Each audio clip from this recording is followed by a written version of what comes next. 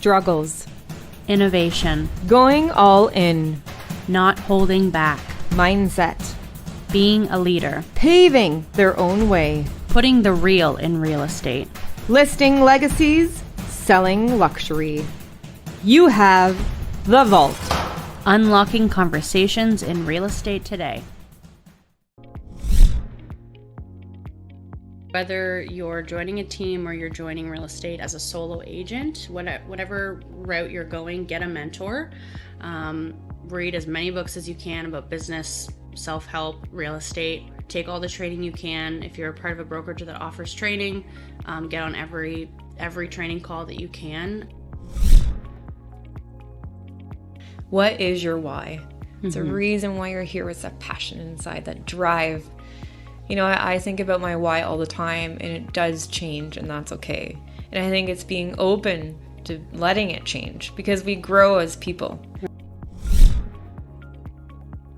It's important to go to the ones that know, the ones who have done it, who have blazed a path ahead of you, and learn from them and make it easier for yourself. Copy them, duplicate what they do, what they say, how they do everything. And like I said, get in a classroom. Yeah, I've learned that throughout all the businesses that my wife and I have had. If you put the people first and help them get to their end goal, and you're honest, ethical, and straight up with them, even if you can't do something, or, you know, if it's, I think this person is a better fit, just be completely honest with them. It gets you a lot further. You know what, you can take the business when it comes and not run yourself ragged. There is a way to do that. Yeah.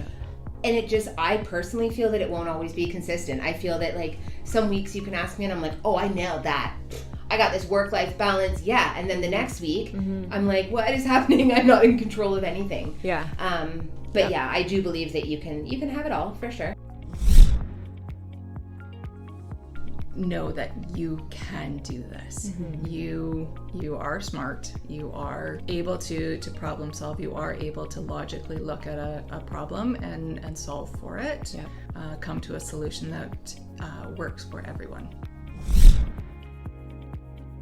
Part of me always thought that I wish I had done this a lot sooner. Yeah. But then I really think that, you know what, had I have done it sooner, I wouldn't have had the same experiences in my own buying and selling of real estate and my own, you know, occupational therapy career and personal growth and all of that. So really, again, just to understand the work involved and setting the boundaries. Right, to just focus on whatever you are good at it, whatever you enjoy, be genuine, and that's when people start like connecting with you. I do like to take risks, and I also like to take opportunities. And when they're presented in front of me, if I see a good opportunity, it's hard for me to say no to. Thing is to not get frustrated when someone you show 10 houses and they don't want to offer, or offers don't come together, because it will happen and it does get very, very frustrating at sometimes. But there is a light at the end of the tunnel. Right. I think a piece of advice I would give young people is look at the people around you and surround yourself by people who you want to be like. And if you like something about a role model or someone in your world or someone you see online, figure out what characteristics they have, figure out what they do on a daily basis, and just really model those people, and you'll get years ahead than the average person who's going day to day. For any of those who are thinking of having a kid and hesitating because of, their business is so busy, do it. Your business will grow twice as much and you'll find leverage. If you were hesitating to have an admin before, you're not going to hesitate anymore because, you want that time with your family. So having good rapport with a client and having good communication with a client means that you open up the opportunity for them to, number one, have a happy transaction with you, but then also having a long-lasting transaction, which then means referrals and multiple transactions from them. So that's the first way that NLP helps support it. One of the biggest messages to your listeners, if they're a realtor starting out, is if you can follow up at a high level, you don't need leads, you don't need advertising, you can know people, and you will bring business, and you will be separated from 80% of the noise. I definitely caution people in terms of buying a property without conditions. I know a while back when the market was a little bit crazy, it was the only way people could get properties in Toronto or the GTA. But then you hear some horror stories. Some people would have gone in with no conditions, and then they close the transaction and they discover there's a crack in the foundation, or there's something else that requires, remedying after the fact. It's important that people, obviously, if you don't have a choice and you have to go in with no conditions, just be aware of the risks. But obviously, very important that you do get someone professional to inspect the property to protect your interests. Thank you. And don't listen to mortgage calculators that are online. You cannot do a mortgage pre-approval in 90 seconds, people. It's not possible. Can you repeat that? You cannot do a mortgage pre-approval in 90 seconds. It does not exist. A computer doesn't give you a mortgage, a person does. That's gonna be your quote for the podcast. Yeah.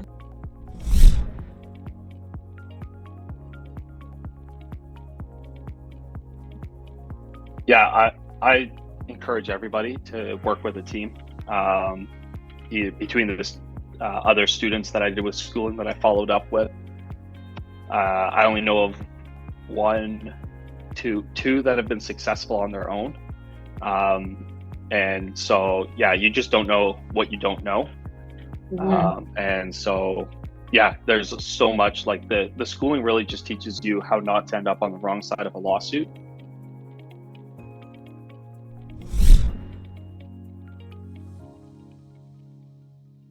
Challenges with that. We've mapped the selling process, for example, and there's 220 tasks from beginning to end when you're going to sell a house, if you're, doing it at a certain level for a client.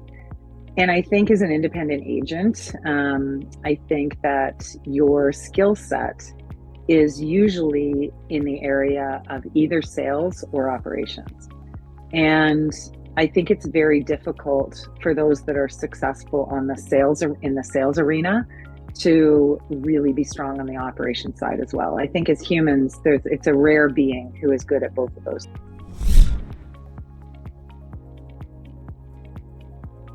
Eventually the rates will come down. So when we have a recession, the rates will come down because they'll want to put money through the economy again to get it restarted. But right now the Bank of Canada is trying to force a recession by raising rates. So once they have the recession, once they meet their inflation of 2%, then you'll see rates starting to come back down again.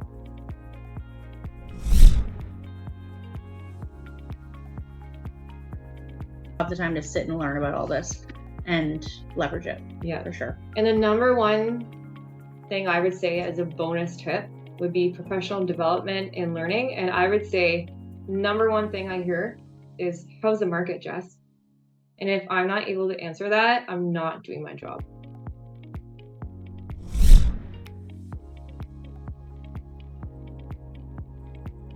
The number one thing that I, believe in real estate, or give advice to people is, if you're not willing to bet on yourself, how can you ask other people to bet on you or to hire you?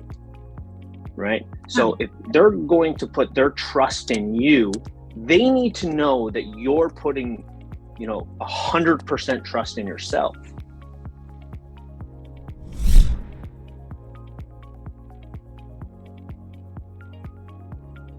And a tip for if you're just starting and you haven't done any business yet is to get people to write a testimonial about your character.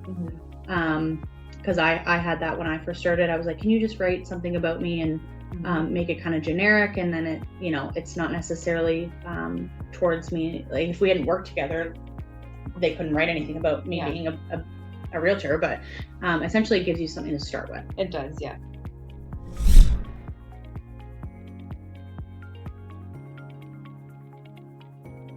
Yeah, because if you come in with scarcity and fear, this is not for you. If you come in with abundance and joy, you're good to go. But if there's fear, right, don't even bother, right? If there's doubt, don't even bother. Like, you can vet this a million ways from Sunday, but when I talk to you, I'm not selling, you're buying.